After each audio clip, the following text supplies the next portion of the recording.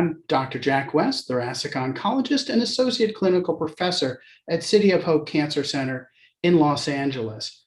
I'd like to offer my top 5 abstracts in lung cancer for ASCO 2021 with a little context on why. The first abstract is number 8500 by Dr. Heather Wakely and colleagues. And this is leading off the oral abstract session in stage 1 to 3 non-small cell lung cancer, also the small cell lung cancer session.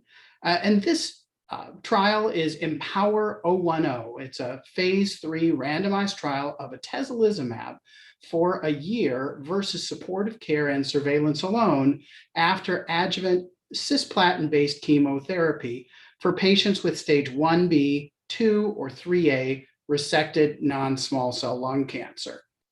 Over 1,200 patients were randomized, and there was no cutoff for PD-L1 expression. Disease-free survival was the primary endpoint.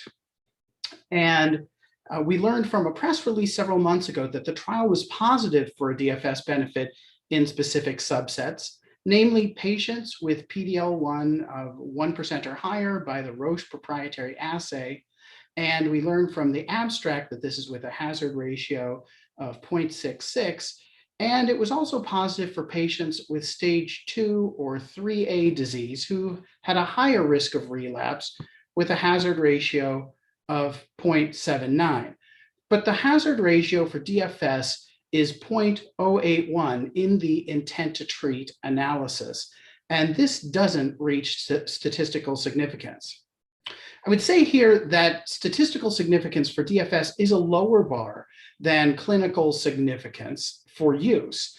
Last year, the ADAURA trial of adjuvant osimertinib was presented with a great deal of fanfare, largely because it showed a significant DFS benefit